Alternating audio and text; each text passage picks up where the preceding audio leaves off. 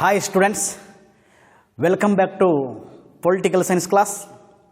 BA ಪ್ರಥಮ ಸೆಮಿಸ್ಟರ್ನ ನನ್ನೆಲ್ಲ ಆತ್ಮೀಯ ವಿದ್ಯಾರ್ಥಿಗಳನ್ನು ರಾಜ್ಯಶಾಸ್ತ್ರ ವರ್ಗಕ್ಕೆ ಹೃದಯಪೂರ್ವಕವಾಗಿ ಸ್ವಾಗತವನ್ನು ಕೋರ್ತಾ, ಆತ್ಮೀಯ ವಿದ್ಯಾರ್ಥಿಗಳೇ, ಈಗಾಗಲೇ ನಾವು ಕಳೆದ ವಿಡಿಯೋದಲ್ಲಿ ಪೊಲಿಟಿಕಲ್ ಫಿಲಾಸಫಿ ರಾಜಕೀಯ ತತ್ವಜ್ಞಾನದ ಕುರಿತು ತಿಳಿದುಕೊಂಡಿದ್ದಾಗ್ಯದ. ಅದರ ಮುಂದಿನ ಪರಿಕಲ್ಪನೆ ಜೊತೆಗೆ ಈ ಅಧ್ಯಾಯದ ಕೊನೆಯ ಪರಿಕಲ್ಪನೆ ಕಡೆಗೆ ಬಂದು ನಿಂತಿದ್ದೇವೆ ವಿದ್ಯಾರ್ಥಿಗಳೇ. ಹಾಗಾದರೆ ಇವತ್ತಿನ ವಿಡಿಯೋದಲ್ಲಿ ನಾವು ತಿಳಿದುಕೊಳ್ಳುವಂಥ ಪ್ರಮುಖ ಪರಿಕಲ್ಪನೆ ಯಾವುದಪ್ಪ ಅಂತಂದ್ರೆ third one concept of ideology, ರಾಜಕೀಯ ಪ್ರಣಾಳಿಯ ಪರಿಕಲ್ಪನೆ ಕುರಿತು ನಾವು ಇವತ್ತು ತಿಳಿದುಕೊಳ್ಳಬೇಕಾಗಿದೆ. ಹಾಗಾದರೆ ರಾಜಕೀಯ ಪ್ರಣಾಳಿ ಪರಿಕಲ್ಪನೆ ಅಂದ ಕೂಡಲೇ, ಕಾನ್ಸೆಪ್ಟ್ ಆಫ್ ಐಡಿಯಾಲಜಿ ಅಂದ ಕೂಡಲೇ ಇವತ್ತಿನ ವಿಡಿಯೋದಲ್ಲಿ ನಾವು ಏನೇನು ತಿಳ್ಕೊಳ್ತೀವಿ ಅನ್ನೋದನ್ನು ಸ್ವಲ್ಪ ನಿಮ್ಮ ಗಮನಕ್ಕೆ ತರ್ತೀನಿ. ಸ್ವಲ್ಪ ನೋಡ್ರಿ ವಿದ್ಯಾರ್ಥಿಗಳೇ, ಇಲ್ಲಿ ಇಂಟ್ರೊಡಕ್ಷನ್ ಫೀಟಿಗೆ ಅಥವಾ ಪ್ರಸ್ತಾವನೆ ಬಗ್ಗೆ ಸ್ವಲ್ಪ ಸಂಕ್ಷಿಪ್ತವಾಗಿ ನೋಡೋಣ. ತದನಂತರ ಮೀನಿಂಗ್ ಆಫ್ ಐಡಿಯಾಲಜಿ, ರಾಜಕೀಯ ಪ್ರಣಾಳಿಯ ಅರ್ಥದ ಬಗ್ಗೆ ಸ್ವಲ್ಪ ನೋಡಬೇಕಾಗ್ತದೆ. ತದನಂತರ facts in the writing of political ideology, ರಾಜಕೀಯ ಪ್ರಣಾಳಿಯ ಅಥವಾ ರಾಜಕೀಯ ಪ್ರಣಾಳಿಯ ತಲೆ ಬರಹದಲ್ಲಿರುವಂಥ ಸಂಗತಿಗಳು ಯಾವುದು ಅನ್ನೋದನ್ನು ಸ್ವಲ್ಪ ನೋಡಬೇಕಾಗ್ತದೆ. ತದನಂತರ ಡೆಫಿನೇಷನ್ಸ್ ಆಫ್ ಪೊಲಿಟಿಕಲ್ ಐಡಿಯಾಲಜಿ, ರಾಜಕೀಯ ಪ್ರಣಾಳಿಯ ವ್ಯಾಖ್ಯೆಗಳು ಏನದಾವ ಅನ್ನೋದನ್ನು ಸ್ವಲ್ಪ ತಿಳ್ಕೊಬೇಕಾಗ್ತದೆ. ತದನಂತರ ಟೈಪ್ಸ್ ಆಫ್ ಐಡಿಯಾಲಜಿ, ರಾಜಕೀಯ ಪ್ರಣಾಳಿಯ ಪ್ರಮುಖ ಪ್ರಕಾರಗಳು ಯಾವುದವು ಅನ್ನೋದನ್ನು ಸಂಕ್ಷಿಪ್ತವಾಗಿ ನೋಡಬೇಕಾಗ್ತದೆ. ಅದರಲ್ಲಿ ಪ್ರಮುಖ ಎರಡು ರೀತಿಯ ಪ್ರಕಾರಗಳನ್ನು ಕಾಣ್ತೀವಿ. ಒಂದು ಪೊಲಿಟಿಕಲ್ ಐಡಿಯಾಲಜಿ ಅಂದರೆ ರಾಜಕೀಯ ಐಡಿಯಾಲಜಿ, ಎರಡು ಸ್ಪಿರಿಚುವಲ್ ಐಡಿಯಾಲಜಿ ಅಂದರೆ ಆಧ್ಯಾತ್ಮಿಕ ಐಡಿಯಾಲಜಿ ಅಥವಾ ರಾಜಕೀಯ ಪ್ರಣಾಳಿ. ಹೀಗೆ ಪ್ರಮುಖವಾಗಿ ನಾವು ಒಂದೊಂದಾಗಿ ತಿಳಿದುಕೊಳ್ಳುತ್ತಾ ನಿಮ್ಮ ಗುರು ಶಿಷ್ಯರ ಸಂಬಂಧವನ್ನು ಮುಂದುವರಿಸೋಣ ವಿದ್ಯಾರ್ಥಿಗಳೇ ಇವತ್ತಿನ ಈ ವಿಡಿಯೋದಲ್ಲಿ. ಜೊತೆಗೆ ಮೂರನೇ ಅಧ್ಯಾಯದಲ್ಲಿ ಬರುವಂಥ ಇದು ಕೊನೆಯ ಪರಿಕಲ್ಪನೆ, ಇನ್ನೂ 2 ಕ್ಲಾಸ್ ಆದರೆ ಈ ಪರಿಕಲ್ಪನೆ ಮುಕ್ತಾಯ ಆಗ್ತದೆ. ಹೀಗಾಗಿ ನಾವು ಸ್ವಲ್ಪ ಕಾನ್ಸೆಪ್ಟ್ ಆಫ್ ಐಡಿಯಾಲಜಿ, ರಾಜಕೀಯ ಪ್ರಣಾಳಿ ಪರಿಕಲ್ಪನೆ ಕುರಿತು ನಾವು ತಿಳಿದುಕೊಳ್ಳೋಣ ವಿದ್ಯಾರ್ಥಿಗಳೇ. ಹಾಗಾದರೆ ಸ್ವಲ್ಪ ಇಂಟ್ರೊಡಕ್ಷನ್ ಕಡೆಗೆ ಹೋಗೋಣ. ಪೀಠಿಕೆ ಅಥವಾ ಪ್ರಸ್ತಾವನೆ. ರಾಜಕೀಯ ಪ್ರಣಾಳಿ ಪರಿಕಲ್ಪನೆ ಒಂದು ಮಹತ್ವದ ಪರಿಕಲ್ಪನೆಯಾಗಿದೆ. ಹಾಗಾದರೆ ರಾಜಕೀಯ ಪ್ರಣಾಳಿ ಪರಿಕಲ್ಪನೆ ಅನ್ನೋದು ಒಂದು ರಾಜಕೀಯ ಪ್ರಣಾಳಿಕೆಗೆ ಸಂಬಂಧಪಟ್ಟಂಥ, ರಾಜಕೀಯ ಒಂದು ಪ್ರಣಾಳಿಗೆ ಸಂಬಂಧಪಟ್ಟಂಥ ಒಂದು ವಿನೂತನ, ಒಂದು ನೂತನ, ಒಂದು ಮಹತ್ವದ ಪರಿಕಲ್ಪನೆಯಾಗಿ ಗುರುತಿಸಿಕೊಳ್ಳುವಲ್ಲಿ ಪ್ರಮುಖವಾದ ಪಾತ್ರವನ್ನು ರಾಜಕೀಯ ಪರಿಕಲ್ಪನೆ ಮಾಡ್ತದೆ. ಹೀಗಾಗಿ ರಾಜಕೀಯ ಪ್ರಣಾಳಿ ಪರಿಕಲ್ಪನೆ ನಾವು ಇಂಗ್ಲೀಷ್ನಾಗೆ ಅಂತ ಕರಿತೀವಪ್ಪ ಅಂತಂದ್ರೆ ಕಾನ್ಸೆಪ್ಟ್ ಆಫ್ ಐಡಿಯಾಲಜಿ. ಅಂದರೆ ಪ್ರಣಾಳಿಯನ್ನು ನಾವು ಇಂಗ್ಲೀಷ್ನಲ್ಲಿ ಏನಂತ ಕರಿತೀವಪ್ಪ ಅಂತಂದ್ರೆ, ಆಂಗ್ಲ ಭಾಷೆಯಲ್ಲಿ ನಾವು ಏನಂತ ಕರಿತೀವಪ್ಪ ಅಂತಂದ್ರೆ, ಆಂಗ್ಲ ಭಾಷೆಯಲ್ಲಿ ಪ್ರಣಾಳಿಗೆ ಆಂಗ್ಲ ಭಾಷೆಯಲ್ಲಿ ಏನಂತ ಕರೀತಾರಪ್ಪ ಅಂತಂದ್ರೆ ಐಡಿಯಾಲಜಿ ಅಂತ ಕರೀತಾರೆ. ಐಡಿಯಾಲಜಿ ಎಂದು ಕರೆಯುತ್ತಾರೆ. ಆಂಗ್ಲ ಭಾಷೆಗೆ ಪ್ರಣಾಳಿ ಅಂದರೆ ರಾಜ್ಯಶಾಸ್ತ್ರದ ಅರ್ಥದ ಅಡಿಯಲ್ಲಿ ಐಡಿಯಾಲಜಿ ಅಂದರೆ ಪ್ರಣಾಳಿ ಅಂತ ಕರಿತೀವಿ. ರಾಜಕೀಯ ಪ್ರಣಾಳಿಯನ್ನು ಆಂಗ್ಲ ಭಾಷೆಯಲ್ಲಿ, ವಿಶೇಷವಾಗಿ ಇಲ್ಲಿ ವಿದ್ಯಾರ್ಥಿಗಳೇ ಆಂಗ್ಲ ಭಾಷೆಯಲ್ಲಿ ಐಡಿಯಾಲಜಿ ಎಂದು ಕರೀತಾರೆ. ಈ ಪರಿಕಲ್ಪನೆಯ ಅಂದರೆ ಐಡಿಯಾಲಜಿಯನ್ನು ಫ್ರಾನ್ಸದ ಸಿದ್ಧಾಂತಕಾರ ಆದಂಥ ಮೊದಲನೇದಾಗಿ ಡೆಸ್ಟೋಟ್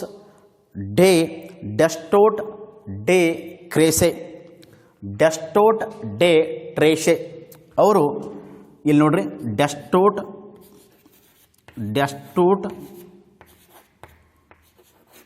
ಡೆ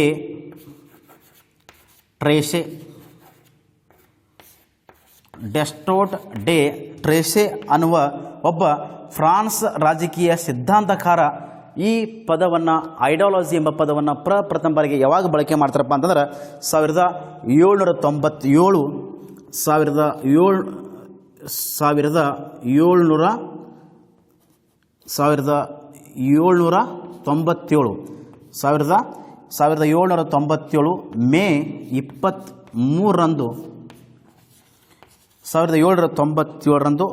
23ರಂದು ಈ ಪದವನ್ನು ಪ್ರಥಮ ಬಾರಿಗೆ ಐಡಿಯಾಲಜಿ ಎಂಬ ಪದವನ್ನು ಉಪಯೋಗ ಮಾಡ್ತಾರೆ. ಯಾರಪ್ಪ ಅಂತಂದ್ರೆ ಡೆಸ್ಟೋಟ್ ಡೆ ಟ್ರೇಸೆ. ಇಲ್ಲಿ ನೋಡ್ರಿ, ಟೆಸ್ಟೂಟ್ ಅಂದ ಇಲ್ಲಿ ಟರ್ ಇದೆ, ಟೆಸ್ಟೂಟ್ ಅಲ್ಲ, ಟೆಸ್ಟೂಟ್ ಅಂತ ಕರಿತೀವಿ. ಡೆಸ್ಟೋಟ್ ಡೆ ಟ್ರೇಸೆ ಅವರು 1797 ಮೇ 23ರಂದು ಐಡಿಯಾಲಜಿ ಎಂಬ ಪದವನ್ನು ಪ್ರಥಮ ಬಾರಿಗೆ ಉಪಯೋಗಿಸ್ತಾರೆ. ತದನಂತರ ಮೆಟಾಫಿಸಿಕ್ಸ್ ಎಂಬ ಪರಿಕಲ್ಪನೆ ವಿರುದ್ಧ ವಿಚಾರಗಳನ್ನು ತಿಳಿಸಲು ಈ ಪದವನ್ನು ಬಳಸಿದರು. ಮೆಟಾಫಿಸಿಕ್ಸ್ ವಿರುದ್ಧ ವಿಚಾರವನ್ನು ತಿಳಿಸಲು ಈ ಪದವನ್ನು ಬಳಕೆ ಮಾಡ್ತಾರೆ. ಮೆಟಾಫಿಸಿಕ್ಸ್ ತತ್ವಜ್ಞಾನದ ಒಂದು ಭಾಗ. ಇದು ಅಸ್ತಿತ್ವವಾದದನ್ನು ವಿವರಿಸಿದ ಜ್ಞಾನದ ಶಾಖೆ ವಾಸ್ತವವಾದದನ್ನು ತಿಳಿಯುವುದು ಎಂಬ ಅರ್ಥವನ್ನು ಕೊಡ್ತದೆ. ಅರ್ಥ ಆದರೆ ಇಲ್ಲಿ ಐಡಿಯಾಲಜಿ ಇಲ್ಲಿ ರಾಜಕೀಯ ಪ್ರಣಾಳಿನ ನಾವು ಇಂಗ್ಲೀಷ್ನಲ್ಲಿ ಆಂಗ್ಲ ಭಾಷೆಯಲ್ಲಿ ಏನಂತ ಕರಿತೀವಪ್ಪ ಅಂತಂದ್ರೆ ಐಡಿಯಾಲಜಿ ಅಂತ ಕರಿತೀವಿ. ಐಡಿಯಾಲಜಿ ಎಂಬ ಪದವನ್ನು ಪ್ರಥಮ ಬಾರಿಗೆ ಬಳಕೆ ಮಾಡಿದವರು ಯಾರಪ್ಪ ಅಂತಂದ್ರೆ ಟೆಸ್ಟೂಟ್ ಡೆ ಟ್ರೆಷೆ 1797 ಮೇ 23ರಂದು ಏನಪ್ಪ ಅಂದ್ರೆ ಉಪಯೋಗಿಸ್ತಾರೆ. ಮೆಟಾಫಿಸಿಕ್ಸ್ ಪರಿಕಲ್ಪನೆಗೆ ವಿರುದ್ಧವಾಗಿ ಇದನ್ನೇನಪ್ಪ ಅಂದ್ರೆ ಬಳಕೆ ಮಾಡ್ತಾರೆ ಐಡಿಯಾಲಜಿ ಎಂಬ ಪದವನ್ನು. ಅರ್ಥ ಇದ್ದರೆ ಹೀಗಾಗಿ ರಾಜಕೀಯ ಪ್ರಣಾಳಿ ಅನ್ನೋದು ಕೂಡ ರಾಜಕೀಯ ಸಿದ್ಧಾಂತಕಾರರ ಹಾಕಿಕೊಟ್ಟಿರುವಂತಹ ವಿಚಾರಗಳನ್ನು, ಧಾರೆಗಳನ್ನು, ಚಿಂತನೆಗಳನ್ನು ಒಳಗೊಂಡಿರುವಂಥ ಪ್ರಮುಖ ಪರಿಕಲ್ಪನೆಯಾಗಿ ಗುರುತಿಸಿಕೊಳ್ಳುವಲ್ಲಿ ಪ್ರಮುಖವಾದ ಪಾತ್ರ ವಹಿಸ್ತದೆ. ಅರ್ಥ ಇದ್ದರೆ ಹಾಗಾದರೆ ರಾಜಕೀಯ ಪ್ರಣಾಳಿ ಅಂದ ಕೂಡಲೇ ಅದರ ಅರ್ಥವನ್ನು ಸ್ವಲ್ಪ ನಾವು ಸಿಂಪಲಾಗಿ ನೋಡಬೇಕಾಗ್ತದೆ. ಮೀನಿಂಗ್ ಆಫ್ ಐಡಿಯಾಲಜಿ, ರಾಜಕೀಯ ಪ್ರಣಾಳಿಯ ಅರ್ಥವನ್ನು ಗಮನಕ್ಕೆ ತೆಗೆದುಕೊಂಡು ನೋಡಿದಾಗ meaning of ideology, the science of ideas or opinions is a political ideology is called ideology. ಅರ್ಥ ಇದ್ದರೆ ಸಿಂಪಲ್ ಆಗಿ ಮತ್ತೊಮ್ಮೆ ನೋಡ್ರಿ, the science of ideas or opinions is a political ideology is called ideology. Simple. ಇಲ್ಲಿ ವಿದ್ಯಾರ್ಥಿಗಳೇ ರಾಜಕೀಯ ಪ್ರಣಾಳಿಯ ಅರ್ಥವನ್ನು ಗಮನಕ್ಕೆ ತೆಗೆದುಕೊಂಡು ನೋಡಿದಾಗ ಸಿಂಪಲ್ದಾಗ ರಾಜಕೀಯ ಪ್ರಣಾಳಿ ಅಂದರೆ ವಿದ್ಯಾರ್ಥಿಗಳೇ ವಿಚಾರಗಳ ಅಥವಾ ಅಭಿಪ್ರಾಯಗಳ ವಿಜ್ಞಾನ ಐಡಿಯಾಲಜಿ ಎಂದು ಡೆಸ್ಟೂಟ್ ಡೆ ಟ್ರೆಸೆ ಹೇಳುವರು. ಸಿಂಪಲ್ ಆಗಿ ನೋಡ್ರಿ, ಮತ್ತೊಮ್ಮೆ ಐಡಿಯಾಲಜಿ ಎಂಬ ಪದದ ಅರ್ಥವನ್ನು ಗಮನಕ್ಕೆ ತೆಗೆದುಕೊಂಡು ನೋಡಿದಾಗ, ರಾಜಕೀಯ ಪ್ರಣಾಳಿಯ ಅರ್ಥವನ್ನು ಗಮನಕ್ಕೆ ತೆಗೆದುಕೊಂಡು ನೋಡಿದಾಗ ಇಲ್ಲಿ ವಿಚಾರಗಳ ಅಥವಾ ಅಭಿಪ್ರಾಯಗಳ ವಿಜ್ಞಾನ ಐಡಿಯಾಲಜಿ ಎಂದು ಯಾರು ಹೇಳ್ತಾರಪ್ಪ ಅಂತಂದ್ರೆ ಟೆಸ್ಟೂಟ್ ಡೆ ಟ್ರೆಸೆ ಅವರು ಹೇಳ್ತಾರೆ. ಅಥವಾ ಇನ್ನೊಂದು ದೃಷ್ಟಿಯಿಂದ ಇದೊಂದು ಹೊಸ ತೆರನಾದ ಅಧ್ಯಯನದ ಶಿಸ್ತು, ಹೊಸ ರಾಜಕೀಯ ಹಾಗೂ ಸಾಮಾಜಿಕ ವ್ಯವಸ್ಥೆಯನ್ನು ಸೂಚಿಸುವುದೇ ರಾಜಕೀಯ ಪ್ರಣಾಳಿ ಎಂದು ಕೂಡ ಕರೆದಿದ್ದಾರೆ. ಅರ್ಥ ಆಯ್ತು. ಐಡಿಯಾಲಜಿ ಪ್ರತಿಪಾದಕರು ಬರೆಯುವಂತೆ ಇದು ವಿಚಾರಗಳ ಸಂಗಮ, ಇದು ವಿಚಾರಗಳ ಗುಚ್ಛ, ಇದು ವಿಚಾರಗಳ ಗೊಂಚಲು ಕೂಡ ಎಂದು ಕರೆದಿದ್ದಾರೆ. ವಿಚಾರಗಳ ಸಂಗಮ ಆಗ್ಯದ, ವಿಚಾರಗಳ ಗೊಂಚಲಾಗ್ಯದ, ವಿಚಾರಗಳ ಗುಚ್ಛ ಆಗ್ಯದ ಕೂಡ ಅನ್ನುವ ಸಂದೇಶವನ್ನು ಸಾರ್ತಾರೆ. ಯಾವುದೇ ಪರೀಕ್ಷೆಗೆ ಒಳಪಡದೆ ಸತ್ಯ ಎಂಬ ನಂಬುವ ಕ್ರಮವಾಗಿದೆ. ಸಾಮಾಜಿಕ, ಆರ್ಥಿಕ, ರಾಜಕೀಯ ವ್ಯವಸ್ಥೆಯನ್ನು ಎತ್ತಿ ಹಿಡಿಯುವ ಅಥವಾ ತಿರಸ್ಕರಿಸುವ ವಿಚಾರಗಳೇ ಐಡಿಯಾಲಜಿ. ಸಾಮಾಜಿಕ, ಆರ್ಥಿಕ, ರಾಜಕೀಯ ವ್ಯವಸ್ಥೆಯನ್ನು ಎತ್ತಿ ಹಿಡಿಯುವ ಅಥವಾ ತಿರಸ್ಕರಿಸುವ ವಿಚಾರಗಳೇ ಐಡಿಯಾಲಜಿ ಅಥವಾ ಪ್ರಣಾಳಿ ಎಂದು, ವಿಚಾರ ಪ್ರಣಾಳಿ ಎಂದು ಕರೆಯುವರು. ಅರ್ಥ ಇದ್ರಿ ಸಿಂಪಲ್ ಆಗಿ ನಾವು ಆ ವಿಚಾರ ಪ್ರಣಾಳಿ ಅಥವಾ ರಾಜಕೀಯ ಪ್ರಣಾಳಿಯ ಅರ್ಥದ ಕುರಿತು ತಿಳ್ಕೋಬೋದು. ಅರ್ಥ ಆಯ್ತು. ಇನ್ನು ಐಡಿಯಾಲಜಿಗೆ ಕೆಲವೊಂದು ಉದಾಹರಣೆಗಳನ್ನ ಗಮನಕ್ಕೆ ತೆಗೆದುಕೊಂಡು ನೋಡಬೇಕಾಗುತ್ತದೆ. ರಾಜಕೀಯ ವಿಚಾರ ಪ್ರಣಾಳಿಗಳಿಗೆ ಅಥವಾ ವಿಚಾರ ಪ್ರಣಾಳಿಕೆಗಳಿಗೆ ಕೆಲವೊಂದು ಉದಾಹರಣೆಗಳನ್ನ ಗಮನಕ್ಕೆ ತೆಗೆದುಕೊಂಡು ನೋಡಿದ ವಿದ್ಯಾರ್ಥಿಗಳೇ ಇಲ್ಲಿ ಸಮಾಜವಾದ, ಸಮತಾವಾದ, ಜೊತೆಗೆ ಉದಾರವಾದ, ರಾಷ್ಟ್ರೀಯವಾದ, ನಾಜಿವಾದ, ಪ್ಯಾಸಿಸಮ್, ವಸಾಹತುಶಾಹಿವಾದ ಹಾಗೂ ಅಂತಾರಾಷ್ಟ್ರೀಯವಾದ ಮುಂತಾದವುಗಳು ಅಂದರೆ ರಾಜಕೀಯ ವಿಚಾರ ಪ್ರಣಾಳಿಗಳನ್ನು ಒಳಗೊಂಡಿರುವಂತಹ ಕೆಲವೊಂದು ಉದಾಹರಣೆಗಳನ್ನು ಗಮನಕ್ಕೆ ತೆಗೆದುಕೊಂಡು ನೋಡಿದಾಗ ಸಮಾಜವಾದ, ಸೋಷಿಯಲಿಸಮ್ ಅಂತ ಕರಿತೀವಿ, ಸಮತಾವಾದ, ಕಮ್ಯುನಿಸಮ್ ಆರ್ ಮಾರ್ಕ್ಸಿಸಮ್ ಅಂತ ಕರಿತೀವಿ, ಲಿಬರಲಿಸಮ್, ಉದಾರವಾದ, ನ್ಯಾಷನಲಿಸಮ್, ರಾಷ್ಟ್ರೀಯವಾದ, ಕೊಲೋನಿಸಮ್, ವಸಾಹತುಶಾಹಿವಾದ, ಇನ್ನೊಂದು ಏನಪ್ಪ ಅಂದ್ರೆ ರಿಗಾರ್ಡಿಂಗ್ ಅನದರ್ ಒನ್ ಅರಾಜಕತವಾದ, ತದನಂತರ ಬಂಡವಾಳಶಾಹಿವಾದ, ಕ್ಯಾಪಿಟಲಿಸಮ್, ಅನದರ್ ಒನ್ ಪ್ಯಾಸಿವಾದ, ಅಂತಾರಾಷ್ಟ್ರೀಯವಾದ, ಇಂಟರ್ನ್ಯಾಷನಲಿಸಮ್, ಅಂತಾರಾಷ್ಟ್ರೀಯವಾದ. ಇವು ಒಂದು ಒಳ್ಳೆಯ ಬೆಸ್ಟ್ ಎಕ್ಸಾಂಪಲ್ ರಾಜಕೀಯ ವಿಚಾರ ಪ್ರಣಾಳಿಗಳನ್ನು ಒಳಗೊಂಡಿರುವಂಥ ಪ್ರಮುಖ ಪರಿಕಲ್ಪನೆಗಳಿವು. ಅರ್ಥ ಆಯ್ತು ರೀ. ಇವು ಸ್ವಲ್ಪ ಗೊತ್ತಿರಬೇಕು ನಮಗೆ. ಸಮಾಜವಾದ ಅಂತ ಕರಿತೀವಿ, ಸಮತಾವಾದ ಅಂತ ಕರಿತೀವಿ, ಮಾರ್ಕ್ಸ್ವಾದ ಅಂತ ಕರಿತೀವಿ, ಉದಾರವಾದ ಅಂತ ಕರಿತೀವಿ, ರಾಷ್ಟ್ರೀಯವಾದ ಅಂತ ಕರಿತೀವಿ, ಅಂತಾರಾಷ್ಟ್ರೀಯವಾದ ಅಂತ ಕರಿತೀವಿ, ಜೊತೆಗೆ ಇನ್ನೊಂದಪ್ಪ ಪ್ಯಾಸಿಸಮ್ ಅಂತ ಕರಿತೀವಿ. ಇವೇನಪ್ಪ ಅಂದ್ರೆ ಅಂತಾರಾಷ್ಟ್ರೀಯವಾದ, ಇಂಟರ್ನ್ಯಾಷನಲಿಸಮ್ ಅಂತ ಕರಿತೀವಿ, fascism, Nazism, socialism, liberalism, individualism, nationalism, internationalism, colonism, capitalism etcetera. The best examples of political ideology concepts. ಅರ್ಥ ಆಯ್ತು. ಇದು ಸಿಂಪಲಾಗಿ ಅದರ ಅರ್ಥ. ಇನ್ನು ನೆಕ್ಸ್ಟ್ ಏನಪ್ಪ ಅಂದ್ರೆ ಇಲ್ಲಿ ಕೆಲವೊಂದು ಉದಾಹರಣೆಗಳನ್ನ ಗಮನಕ್ಕೆ ತೆಗೆದುಕೊಂಡಾಗ ಸಮಕಾಲೀನ ಸಾಹಿತ್ಯದಲ್ಲಿ ವಿಚಾರ ಪ್ರತಿಪಾದಿಸುವವರು ತನ್ನ ಹಿಂಬಾಲಕರು ಗುರಿ ಮುಟ್ಟಲು ಬಲವಾಗಿ ಪ್ರೇರೇಪಿಸುವ ರೀತಿ ಇಲ್ಲಿರುವುದು. ಫಾರ್ ಎಕ್ಸಾಂಪಲ್ ನಾವು ಗಮನಕ್ಕೆ ತೆಗೆದುಕೊಂಡಾಗ ಭಾರತದಲ್ಲಿ 1947 ಮೊದಲು ದೇಶ ಸ್ವತಂತ್ರಕ್ಕಾಗಿ ಭಾರತೀಯ ರಾಷ್ಟ್ರೀಯ ಕಾಂಗ್ರೆಸ್ ನಾಯಕರು ರಾಷ್ಟ್ರೀಯವಾದದ ತತ್ವಗಳನ್ನ ಜನರಲ್ಲಿ ಬಿತ್ತಿ ಸ್ವತಂತ್ರ ಪಡೆಯಲು ಏನಪ್ಪ ಅಂದ್ರೆ ಹುರಿದುಂಬಿಸೋರು. 1947 ಪೂರ್ವದಲ್ಲಿ ರಾಷ್ಟ್ರ ನಾಯಕರೇನಪ್ಪ ಅಂತಂದ್ರೆ ಭಾರತಕ್ಕೆ ಸ್ವತಂತ್ರವನ್ನು ಪಡೆಯುವ ದೃಷ್ಟಿಕೋನ ಇಟ್ಟುಕೊಂಡು ರಾಷ್ಟ್ರೀಯ ಬಗ್ಗೆ ಒಂದು ಅಭಿಮಾನವನ್ನು ಬೆತ್ತರಿಸುವಂಥ ಕೆಲಸ ಕಾರ್ಯವನ್ನು ಮಾಡಿದಂತ ನಾವು ಕಾಣಬಹುದು. ಜೊತೆಗೆ ಉದಾಹರಣೆಗೆ ಲೋಕಮಾನ್ಯ ಬಾಲ ಗಂಗಾಧರ ತಿಲಕರವರು ಸ್ವರಾಜ್ಯ ನನ್ನ ಜನ್ಮಸಿದ್ಧ ಹಕ್ಕು ಎಂಬ ಘೋಷಣೆಯ ಮುಖಾಂತರ ಇಡೀ ಲಕ್ಷಾಂತರ ಜನರ ಭಾರತೀಯರಿಗೆ ಪ್ರೇರಣೆ ಆಯಿತು. ಸ್ವರಾಜ್ಯವೇ ನನ್ನ ಜನ್ಮಸಿದ್ಧ ಹಕ್ಕು ಎಂಬ ಘೋಷಣೆ ಇಡೀ ಲಕ್ಷಾಂತರ ಭಾರತೀಯ ಜನರಿಗೆ ಅದು ಒಂದು ಪ್ರೇರಣೆಯಾಗಿ ಮೂಡಿತು. ಅರ್ಥ ಆಯ್ತು. ಅದು ಕೂಡ ಒಂದು ಒಳ್ಳೆಯ ಎಕ್ಸಾಂಪಲ್ ನಾವು ಭಾವಿಸಬೇಕಾಗುತ್ತದೆ. ಹೀಗಾಗಿ ರಾಜಕೀಯ ವಿಚಾರಗಳನ್ನ ಇಟ್ಟುಕೊಂಡು ರಾಜಕೀಯ ತತ್ವಜ್ಞಾನ ಅಥವಾ ಪರಿಕಲ್ಪನೆ ವಿಚಾರಗಳನ್ನ ಇಟ್ಟುಕೊಂಡು ಅಸ್ತಿತ್ವಕ್ಕೆ ಬಂದಿರುವಂಥ ಒಂದು ಪ್ರಕ್ರಿಯೆ ರಾಜಕೀಯ ಪ್ರಣಾಳಿ ಅಥವಾ ರಾಜಕೀಯ ವಿಚಾರ ಪ್ರಣಾಳಿ. ಅರ್ಥ ಆಯ್ತು. ಇದು ಸಿಂಪಲ್ ಆಗಿ ಅದರ ಅರ್ಥ. ಇನ್ನು next, facts in the writing of a political ideology. ರಾಜಕೀಯ ಪ್ರಣಾಳಿ ತಲೆ ಬರಹದಲ್ಲಿರುವಂಥ ಪ್ರಮುಖ ಸಂಗತಿಗಳು ಯಾವುವು ಅನ್ನೋದನ್ನು ನೋಡೋಣ.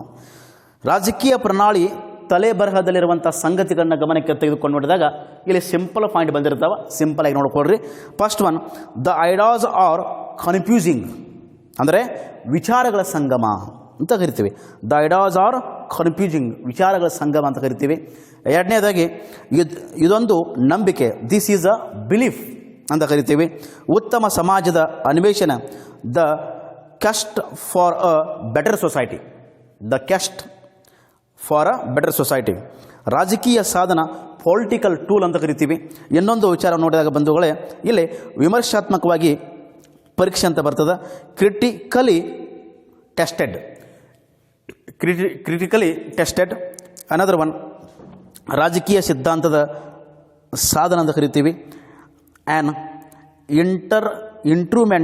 Instrument of political theory, instrument of political theory ಅಂತ ಕರಿತೀವಿ.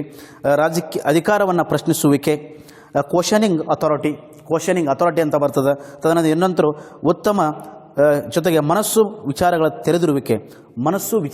ತೆರೆದಿರುವಿಕೆ ಅಂತ ಬರ್ತದೆ. ಅಂದರೆ ಇಲ್ಲಿ the mind is open to ideas, etcetera ಇತ್ಯಾದಿ ರಾಜಕೀಯ ಪ್ರಣಾಳಿ ಅಥವಾ ಐಡಿಯಾಲಜಿ ತಲೆಬರಹದಲ್ಲಿರುವಂಥ ಪ್ರಮುಖ ಸಂಗತಿಗಳು. ಅರ್ಥ ಇದ್ದರೆ ಇವು ಸಿಂಪಲ್ ಆಗಿ ಬರುತ್ತಾ, ಸಿಂಪಲ್ ಪಾಯಿಂಟ್ ಇರ್ತಾವೆ, ಜಾಸ್ತಿ ಅದ್ರ ಬಗ್ಗೆ ಗೊತ್ತಿರಲ್ಲ, ಐಡಿಯಾ ಇರಲಿ. ಅರ್ಥ ಇದ್ದರೆ ಇನ್ನು ನೆಕ್ಸ್ಟ್ ನಾವು ನೇರವಾಗಿ ಡೆಫಿನಿಷನ್ಸ್ ಆಫ್ ಪೊಲಿಟಿಕಲ್ ಐಡಿಯಾಲಜಿ, ರಾಜಕೀಯ ಪ್ರಣಾಳಿಯ ವ್ಯಾಖ್ಯೆಗಳನ್ನು ನಾವು ಗಮನಕ್ಕೆ ತೆಗೆದುಕೊಂಡು ನೋಡಬೇಕಾಗ್ತದೆ. ರಾಜಕೀಯ ಪ್ರಣಾಳಿ ಕುರಿತು ವ್ಯಾಖ್ಯೆಗಳನ್ನು ನಾವು ಗಮನಕ್ಕೆ ತೆಗೆದುಕೊಂಡು ನೋಡಿದಾಗ ವಿದ್ಯಾರ್ಥಿಗಳೇ, ಇಲ್ಲಿ ಮೊದಲನೇದಾಗಿ ವ್ಯಾಖ್ಯೆಯನ್ನು ಯಾರು ಕೊಡ್ತಾರಪ್ಪ ಅಂತಂದ್ರೆ ಫ್ಯಾಡಲ್ ಫೋರ್ಡ್ ಹಾಗೂ ಲಿಂಕ್ಲಾನ್ ವ್ಯಾಖ್ಯೆಗಳು ಇಲ್ಲಿ ಬರೆದಿರ್ತೇನೆ ನೋಡ್ರಿ. ವ್ಯಾಖ್ಯೆಗಳು ಅಂದ ಕೂಡಲೇ ಫಸ್ಟ್ ಒನ್ ಫ್ಯಾಡಲ್ ಫೋರ್ಡ್ ಮತ್ತು ಲಿಂಕಾನ್ ಅಂತ ಕರಿತೀವಿ. ಏನು ಹೇಳ್ರಿ? ಲಿಂಕ್ಲಾನ್ ಅವರ ಪ್ರಕಾರ. ಲಿಂಕ್ಲಾನ್ ವಿದ್ಯಾರ್ಥಿಗಳೇ, ವ್ಯಾಖ್ಯೆಗಳನ್ನ, ರಾಜಕೀಯ ಪ್ರಣಾಳಿಯ ವ್ಯಾಖ್ಯೆಗಳನ್ನ ಗಮನಕ್ಕೆ ತೆಗೆದುಕೊಂಡಾಗ ಮೊದಲೇದಾಗಿ ಬರುವಂಥ ಪ್ರಮುಖ ವ್ಯಾಖ್ಯೆ ಫ್ಯಾಡಲ್ ಫೋರ್ಡ್ ಮತ್ತು ಲಿಂಕ್ಲಾನ್ ಅವರ ಪ್ರಕಾರ ರಾಜಕೀಯ ಪ್ರಣಾಳಿ ಎಂದರೆ ಆರ್ಥಿಕ, ಸಾಮಾಜಿಕ ಹಾಗೂ ರಾಜಕೀಯ ಮೌಲ್ಯಗಳಿಗೆ ಸಂಬಂಧಿಸಿದ ವಿಚಾರಗಳ ಸಂಗಮ ಹಾಗೂ ಗುರಿಗಳ ಈಡೇರಿಕೆಗೆ ಕ್ರಿಯಾ ಯೋಜನೆ ತಯಾರು ಮಾಡುವುದೇ ಐಡಿಯಾಲಜಿ. ಮತ್ತೊಮ್ಮೆ ಹೇಳ್ತಾ ನೋಡ್ರಿ ವಿದ್ಯಾರ್ಥಿಗಳೇ, ಫ್ಯಾಡಲ್ ಫೋರ್ಡ್ ಮತ್ತು ಲಿಂಕ್ಲಾನ್ ಅವರ ಪ್ರಕಾರ ಆರ್ಥಿಕ, ಸಾಮಾಜಿಕ ಹಾಗೂ ರಾಜಕೀಯ ಮೌಲ್ಯಗಳಿಗೆ ಸಂಬಂಧಿಸಿದ ವಿಚಾರಗಳ ಸಂಗಮ ಹಾಗೂ ಗುರಿಗಳ ಈಡೇರಿಕೆಗೆ ಕ್ರಿಯಾ ಯೋಜನೆ ತಯಾರು ಮಾಡುವುದೇ ರಾಜಕೀಯ ಪ್ರಣಾಳಿ ಅಥವಾ ಐಡಿಯಾಲಜಿ ಎಂದು ಕರೆದಿದ್ದಾರೆ. ಸಿಂಪಲ್ ಆಗಿ ಇಲ್ಲಿ ಡೆಫಿನಿಷನ್ಸ್ ನೋಡ್ರಿ, ಒಂದು ಎರಡು ಡೆಫಿನಿಷನ್ ನಾವು ಗಮನಕ್ಕೆ ತೆಗೆದುಕೊಂಡು ನೋಡಬೇಕಾಗ್ತದೆ. ಮೊದಲನೇದಾಗಿ first one definitions according to Padelford and Lincoln, definition of ideology or political ideology. Padelford and Lincoln according to prepare for the meeting of goals and objectives of economic, social and political values is called political ideology. Simple. Once again repeat.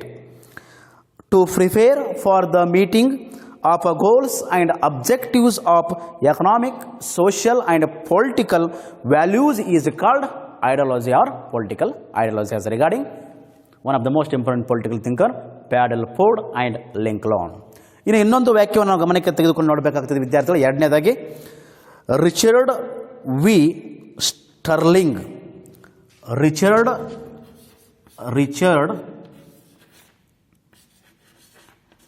V sterling.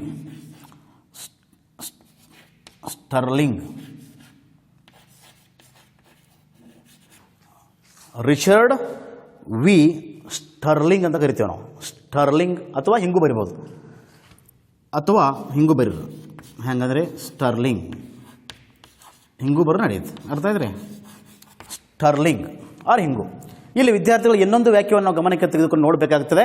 ರಾಜಕೀಯ ಪ್ರಣಾಳಿಯ ವ್ಯಾಖ್ಯೆಯಲ್ಲಿ ಬರುವಂಥ ಇನ್ನೊಂದು ಪ್ರಮುಖ ವ್ಯಾಖ್ಯೆ Richard V sterling ಅವರ ಪ್ರಕಾರ ರಾಜಕೀಯ ಪ್ರಣಾಳಿ ಎಂದರೆ, simple ಆಗಿ ನೋಡ್ರಿ, ಭೂತಕಾಲದ ಅರ್ಥವನ್ನು ನೀಡಿ ವರ್ತಮಾನವನ್ನು ವಿವರಿಸಿ ಭವಿಷ್ಯದಲ್ಲಿ ಏನಾಗಲಿದೆ ಎಂಬುದನ್ನು ತಿಳಿಸುವ ಗುಚ್ಛವೇ ರಾಜಕೀಯ ಪ್ರಣಾಳಿ.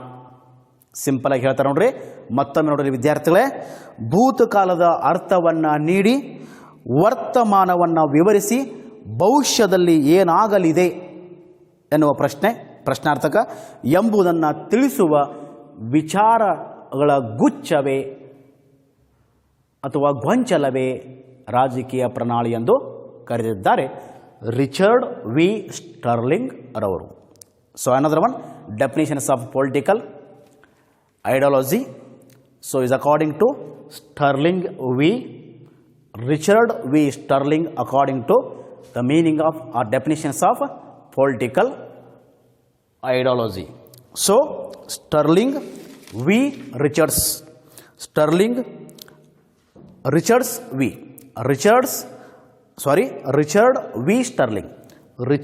V. Stirling, according to definitions of political ideology. Provide a sense of the past and explain the present and ideas of what will happen in the future. Gloomy rulers or bunch is called political ideology. So once again repeat. Provide a sense of the past and explain the present and ideas of what will happen in the future. Gloomy rulers or bunch is called political ideology.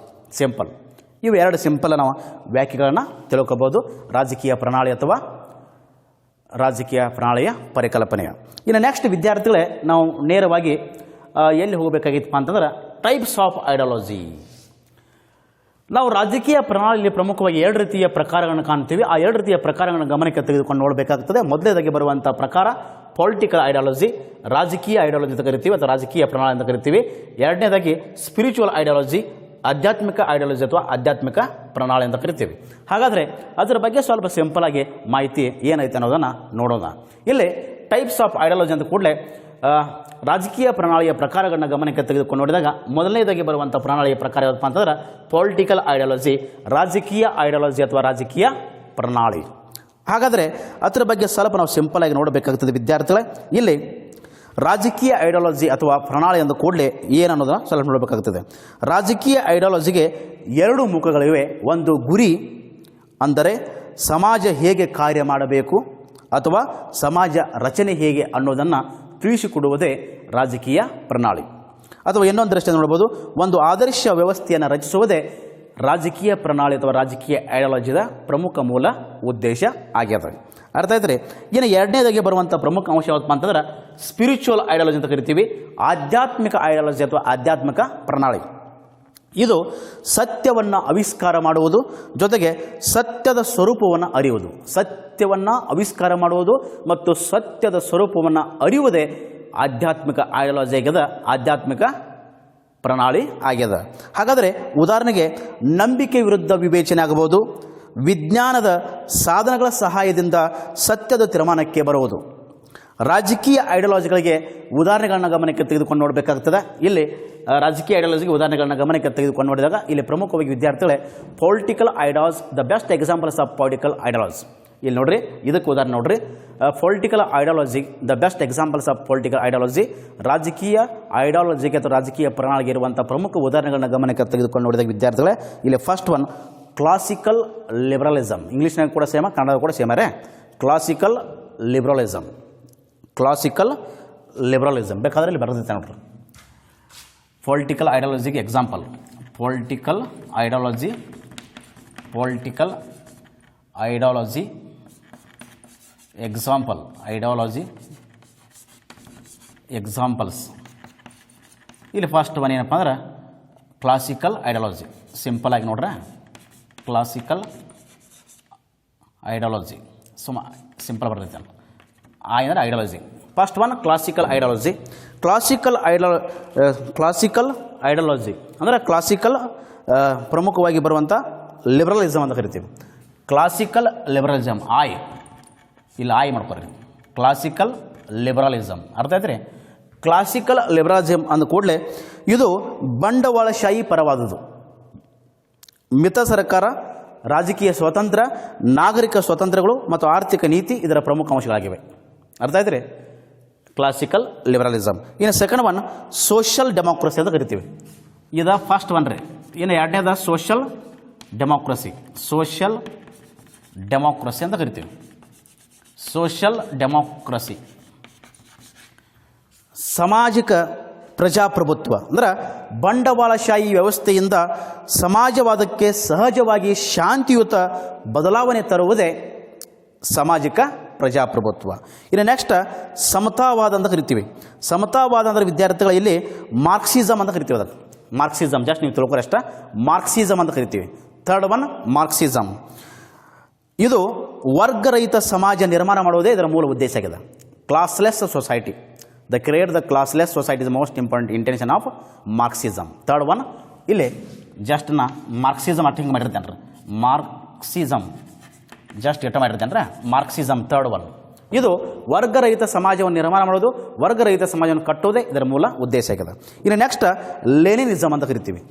ಲೆನಿನಿಸಮ್ fourth one example, ಲೆನಿನಿಸಮ್.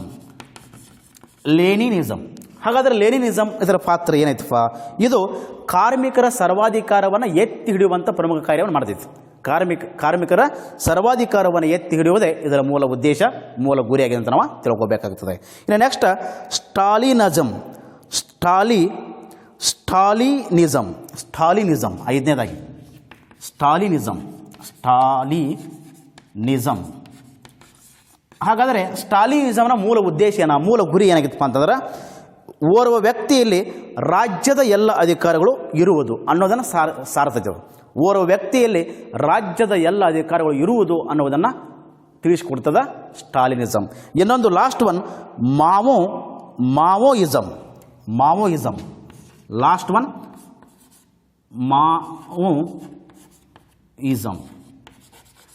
ಮಾವೋಯಿಸಮ್. The last one ಮಾವೋಯಿಸಮ್.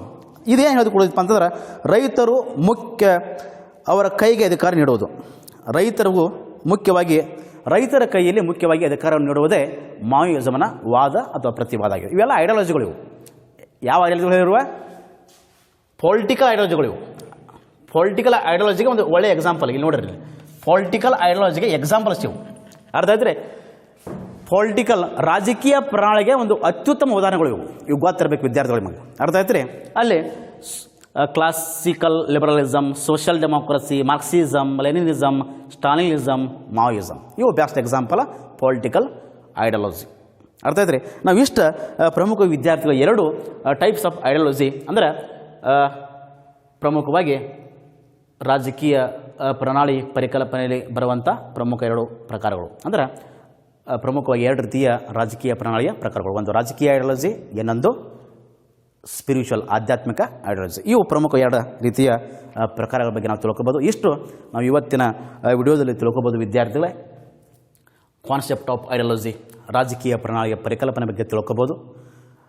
ಇದು exam ದರ್ಶನ ಇದು ಕೂಡ ಭಾಳ ಮಹತ್ವತಿ. ಇನ್ನೂ ಕೂಡ ಈ ಪರಿಕಲ್ಪನೆ ಪೂರ್ಣಗೊಂಡಿಲ್ಲ. ಇಲ್ಲೂ ಕೂಡ ಕೆಲವೊಂದು ಕ್ವಶನ್ಸ್ ಬರ್ತಾವೆ. 5 ಅಂಕದ ಮೇಲೆ ಕೂಡ ಪ್ರಶ್ನೆ ಕೇಳಬಹುದು. ಇನ್ನೂ ಇದು ಪೂರ್ಣಗೊಂಡ ನಂತರ ನಿಮಗೆ ಇದರಲ್ಲಿ ಬರುವಂಥ ಪ್ರಮುಖ ಪ್ರಶ್ನೆಗಳನ್ನು ಹೇಳಿರ್ತೇನೆ. ಇವತ್ತಿನ ವಿಡಿಯೋದಲ್ಲಿ ನಾವು ರಾಜಕೀಯ ಪ್ರಣಾಳಿ ಪರಿಕಲ್ಪನೆ ಬಗ್ಗೆ ತಿಳ್ಕೊಬೋದು. ಇನ್ನೂ ಇದರಾಗ ಒಂದು ಕ್ಲಾಸ್ ಇರ್ತದೆ. ಯಾವುದಂತಂದ್ರೆ ಇಲ್ಲಿ ಐಡಿಯಾಲಜಿಯ ಕಾರ್ಯಗಳು ಏನದಾವ ಮತ್ತು ರಾಜಕೀಯ ಸಿದ್ಧಾಂತ ಮತ್ತು ರಾಜಕೀಯ ಪ್ರಣಾಳಿ ನಡುವೆ ಯಾವ ರೀತಿ ವ್ಯತ್ಯಾಸಗಳು ಇದಾವೆ ಅನ್ನೋದನ್ನು ಅದು ಕೂಡ ಸಿಂಪಲ್ ಪಾಯಿಂಟ್ ಅದಾವೆ. ಅಲ್ಲಿ ಸಬ್ ಪಾಯಿಂಟ್ ಬಂದಿರ್ತವೆ. ಇವು ಕೂಡ ಇದ್ರಾಗ ಸಬ್ ಪಾಯಿಂಟೇ ಬಂದಿರ್ತವೆ. ಇಲ್ಲಿ ಹಾಗೇನು ಹೇಳ್ಕೊಂಡು ಮೇನ್ ಪಾಯಿಂಟ್ ಇರುವುದಿಲ್ಲ. ಆದರೂ ಕೂಡ ಇಷ್ಟು ನಾವು ಇವತ್ತಿನ ಈ ವಿಡಿಯೋದಲ್ಲಿ ತಿಳ್ಕೊತೀವಿ. ಇನ್ನೂ ಈ ಪರಿಕಲ್ಪನೆ ಮುಕ್ತಾಯ ಆಗಿಲ್ಲ. ಈ ಪರಿಕಲ್ಪನೆ ಇನ್ನೂ ನಾವು ರಾಜಕೀಯ ಪ್ರಣಾಳಿಯ ಕಾರ್ಯಗಳು ಏನದಾವ, ತದನಂತರ ರಾಜಕೀಯ ಪ್ರಣಾಳಿ ಮತ್ತು ರಾಜಕೀಯ ಸಿದ್ಧಾಂತ ನಡುವಿನ ವ್ಯತ್ಯಾಸಗಳು ಏನದಾವ ಅದನ್ನು ಮುಂದಿನ ವಿಡಿಯೋದಲ್ಲಿ ತೆಗೆದುಕೊಂಡು ಬರ್ತೀನಿ. ಆವಾಗ ಚರ್ಚೆ ಮಾಡೋಣ.